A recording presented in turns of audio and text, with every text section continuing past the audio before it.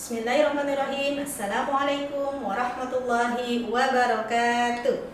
Apa kabar semuanya kelas 6 yang soleh dan soleha? Semoga semuanya sehat selalu ya. Dan jangan lupa tetap semangat.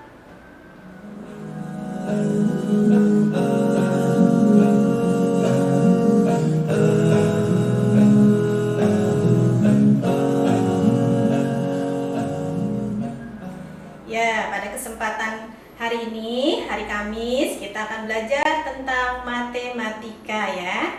Siapa yang suka dengan pelajaran matematika? Ada juga yang tidak suka? Oh iya, ya. Belajar matematika itu mudah dan menyenangkan ya nak ya. Ayo kita coba yuk ya. Hari ini kita belajar matematika. Ya, pada pertemuan pertama ini kita akan coba mempelajari tentang bilangan bulat ya. Ada yang pernah tahu apa itu bilangan bulat? Ya, bilangan bulat adalah bilangan yang terdiri dari bilangan negatif, bilangan nol, dan bilangan positif ya. Nah, untuk lambangnya ya, sebagai tanda negatif itu biasanya menggunakan tanda min ya. Kemudian bilangan positif menggunakan tandanya plus ya, tapi untuk bilangan positif di depan tidak menggunakan tanda ya, hanya bilangan negatif saja. Ya, kemudian kita akan mencoba memahami konsep bilangan bulat dalam kehidupan sehari-hari ya. Nah, sebagai contoh, ya bisa dilihat ya. Nah, gambar apakah ini nak? Ya, ini adalah gambar kapal selam ya. Ada yang pernah naik kapal selam? Nah, kapal selam ini bisa kita gunakan ya dalam konsep bilangan bulat. Misal seperti para penyelam atau para nahkoda kapal ingin mengetahui suatu kedalaman laut, bisa menggunakan dengan konsep bilangan bulat. Nah, misalkan ya, permukaan laut kita nyatakan dalam bilangan 0. Nah, di atas permukaan laut, nah itu dinyatakan bilangan positif, sedangkan di bawah permukaan laut dinyatakan bilangan negatif ya. Contohnya misalkan seperti ini. 15 meter berada di bawah permukaan laut, itu bisa kita tuliskan negatif 15 meter. Sedangkan di atas permukaan laut bisa kita tuliskan 15 meter. Ingat ya, tadi sudah dijelaskan bahwa bilangan positif tidak menggunakan tanda di depannya.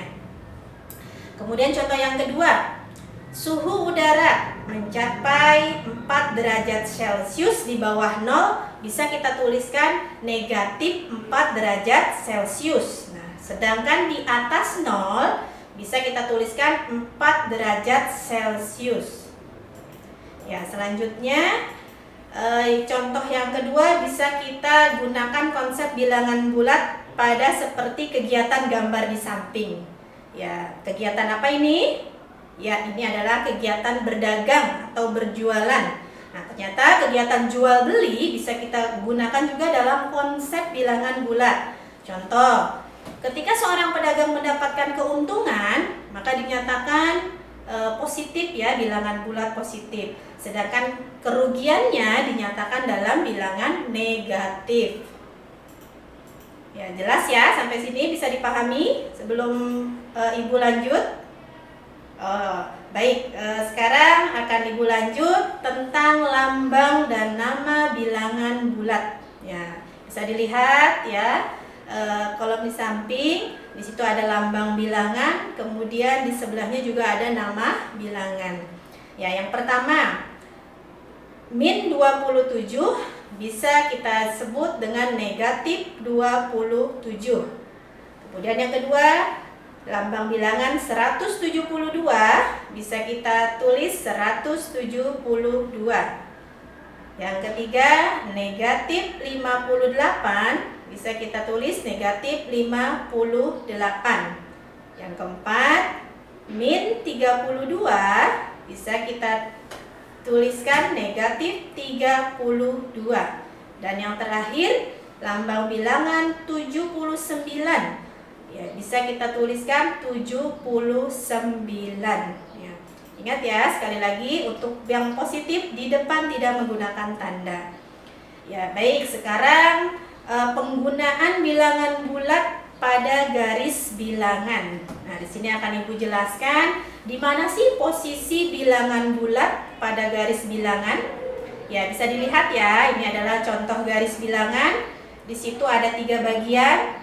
Ya, Ibu akan jelaskan pada titik tengah ya. Titik tengah itu bilangan 0 ya, bilangan 0. Kemudian sebelah kanan di titik 0 itu bilangan bulat positif.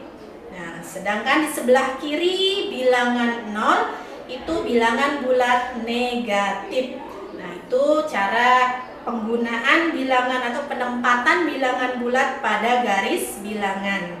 Jadi semakin ke kanan ya, dari titik 0 semakin ke kanan nilainya semakin besar.